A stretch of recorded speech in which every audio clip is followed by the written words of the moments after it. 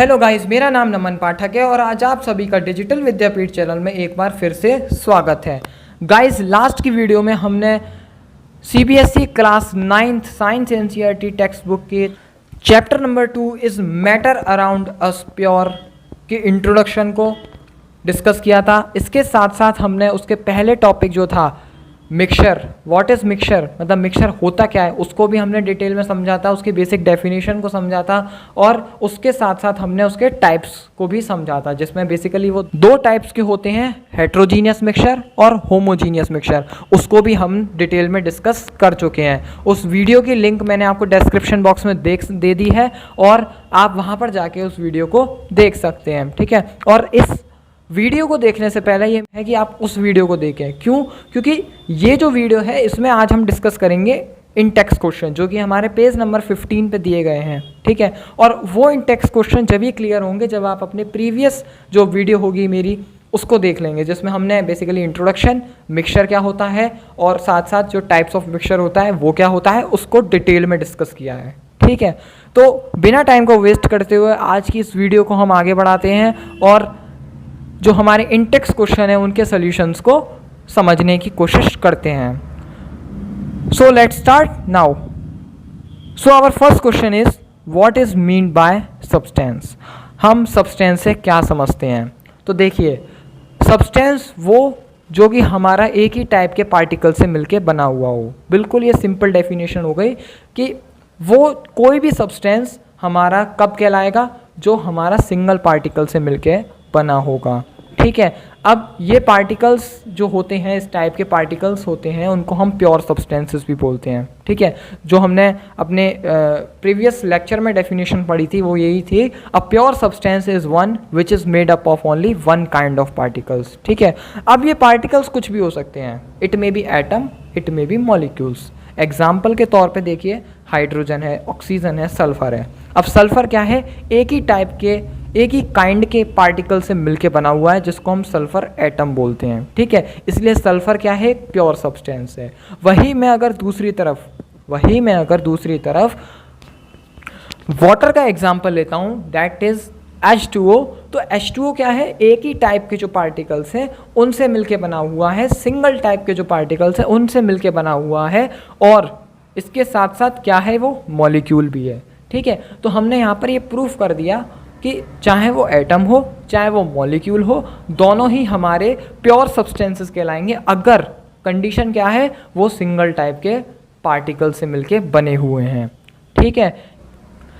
Pure substance को आप दूसरे पॉइंट ऑफ व्यू से भी समझ सकते हो कि वो ऐसे सब्सटेंसेस प्योर सब्सटेंसेस कहलाएंगे जो by mass through out the same हो, दैट मीन्स होमोजीनियस हो, ठीक है। होमोजीनियस में हमने डिस्कस किया था, होमो का मतलब क्या था? सेम हो, ठीक है। तो वो एक ही टाइप के पार्टिकल से मिलके बना हुआ हो, बात वही है, बस बात को थोड़ा सा घुमा दिया गया है।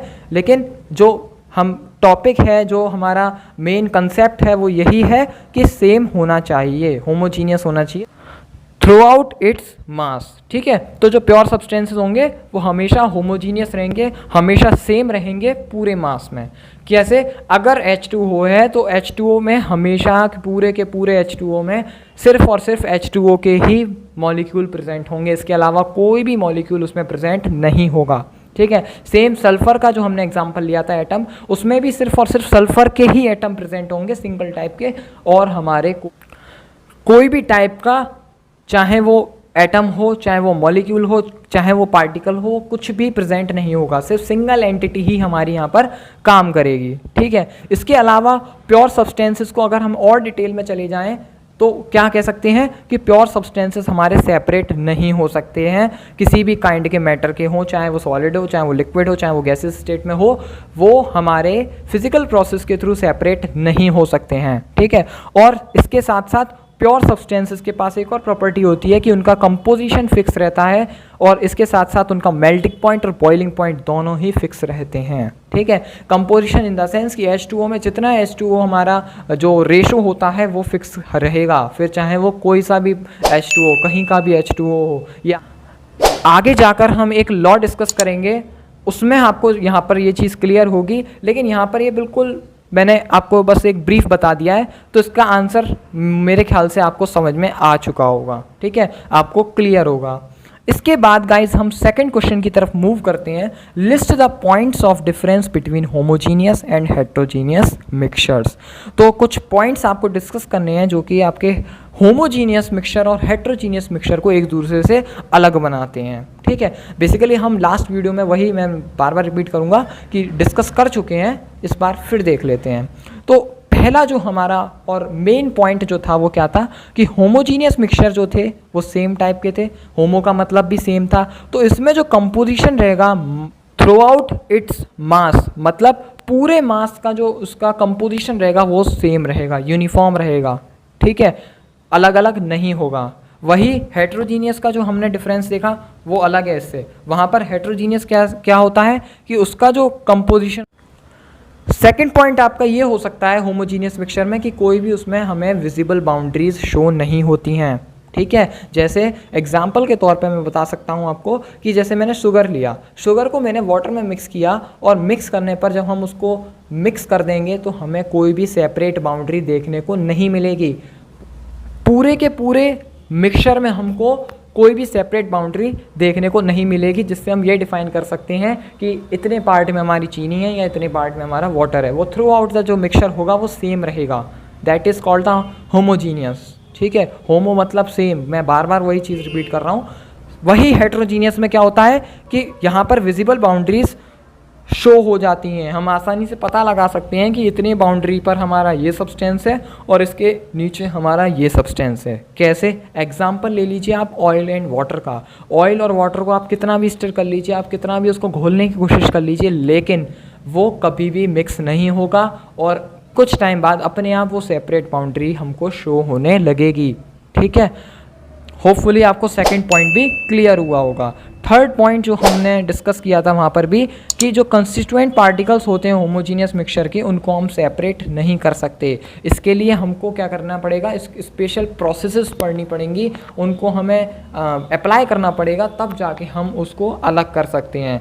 ये बहुत बड़ा डिफरेंस है। और इसके साथ साथ जो हेट्रोजीनियस मिक्सचर होता है उसके जो पार्टिकल्स होते हैं उनको हम सिंपली मेथड से सेपरेट कर सकते हैं, ठीक है। होपफुली आपको थर्ड पॉइंट भी क्लियर हुआ होगा। इसके बाद लास्ट पॉइंट की तरफ हम मूव करते हैं। एग्जाम्पल्स अगर हम देखें हेट्रोजीनियस और होमोजीनियस मिक्सचर के, तो सबसे पहले होमोजीनियस मिक्सचर के एग्जाम्पल्स आप देख सकते हो। मैंने अभी बताया शुगर सॉल्यूशन होता है आपका, ठीक है, एलॉयज होते हैं, ठीक है, और इसके साथ साथ आपका सॉफ्ट ड्रिंक्स हो गई, एयर हो, है ना, ये सब जितने भी हैं हमारे होमोजीनियस मिक्सचर के एग्जाम्पल हैं। इसके साथ साथ अगर हम हेट्रोजीनियस मिक्सचर के एग्जाम्पल देखें तो सैंड और कॉमन सॉल्ट अगर हम उन दोनों को मिक्स कर दें तो वो कभी भी एक थ्रू आउट सेम मिक्सचर नहीं होगा, वो हम अलग अलग सेपरेट बाउंड्रीज देख सकते हैं। हम पता लगा सकते हैं कि यहाँ पर हमारी सैंड है और यहाँ पर हमारा सॉल्ट है।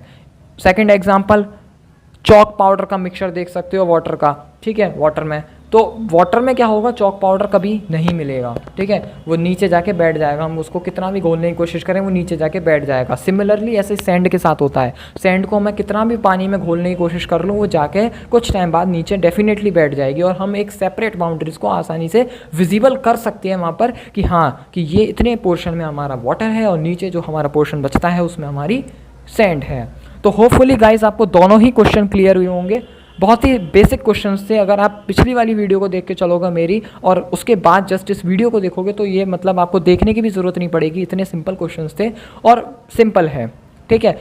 समझ में आ गया होगा तो बहुत अच्छी बात है। जिसको समझ में नहीं आया है सो प्लीज़ मेरे को कमेंट कीजिए कमेंट सेक्शन में, और कमेंट नहीं कर पाते हो या कोई प्रॉब्लम है आपको कि कुछ ऐसी एनसीईआरटी की लाइन है जो आपको समझ में नहीं आ रही है, वो आप कॉपी नहीं कर पा रहे हो, ठीक है, टाइप नहीं कर पा रहे हो, तो आप मेरे को एक काम कर सकते हो, डायरेक्टली इंस्टाग्राम पे डीएम कर सकते हो कि भैया मेरे को ये टॉपिक बता दो, या फिर ये जो लाइन दे रखी है आप लाइन नंबर भी लिख दोगे ना, इस टॉपिक की ये लाइन नंबर है, आप मेरे को ये समझा दीजिए यहाँ से लेके यहाँ तक, तो मैं आपको डेफिनेटली टेक्सचुअल फॉर्म में आपको वहाँ पर भी समझा दूंगा, ठीक है। आप मेरे को इंस्टाग्राम पे फॉलो कर सकते हैं, मैंने अपनी इंस्टाग्राम आईडी आपको शेयर कर दी है। इसके अलावा जो बच्चे इंस्टाग्राम यूज़ नहीं करते हो, है ना, उनको टेंशन लेने की बिल्कुल ज़रूरत नहीं है। जो कमेंट नहीं कर पा रहे हो, थोड़े शाई नेचर के हैं और वो इंस्टाग्राम भी यूज़ नहीं कर सकते हैं या करते हैं, तो उसके लिए हमने दूसरा ऑप्शन रखा है फेसबुक का, क्योंकि फेसबुक आजकल हर छोटा बच्चा बना के घूम रहा है। तो आप डेफिनेटली वहाँ पर जाइए, कोई भी डाउट हो उसको क्लियर कीजिए,